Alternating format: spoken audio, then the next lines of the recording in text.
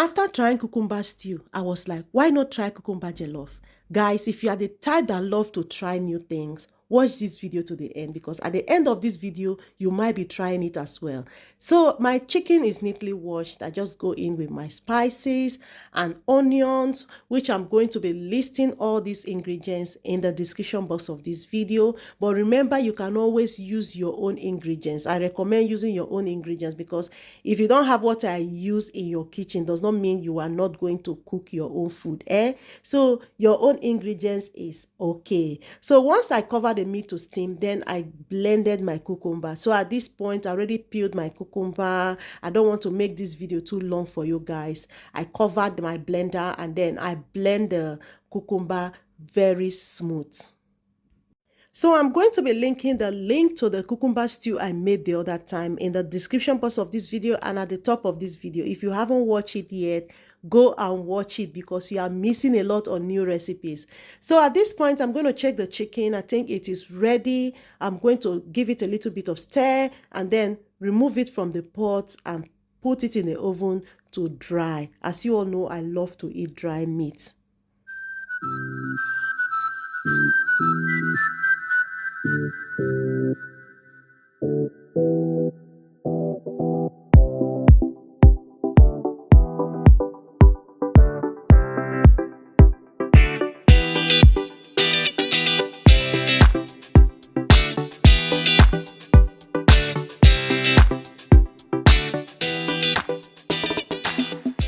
So while I put the chicken in the oven to dry, it is time for me to start to fry my tomato. So I am using coconut oil.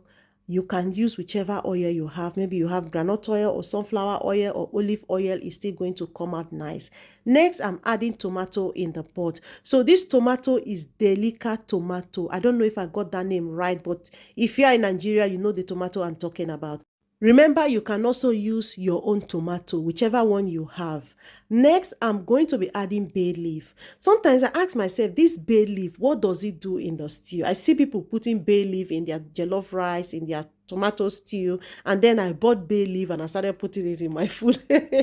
This sounds funny. Next, guys, I'm going to be adding my crayfish, go in with my dry pepper, my spices. Like I said, I'm going to list them in the description box, and then I give it a stir.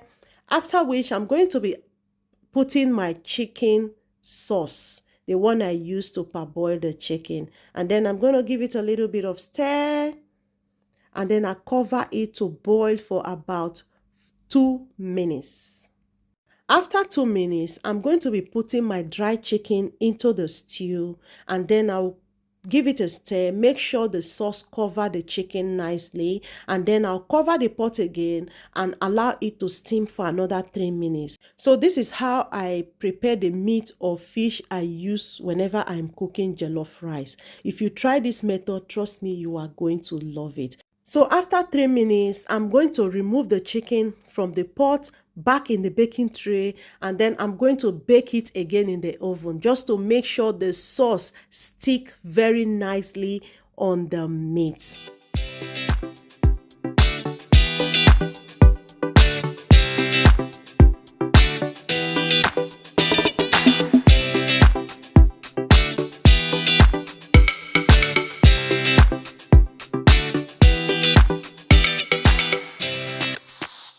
So while I put the chicken back in the oven, next I'm going to be adding rice on the pot, and then I'm going to go in with my blended cucumber. So this time around, I didn't separate the water and the chaff. I added everything together because I see no reason why separating the chaff and the water, since it's the same thing.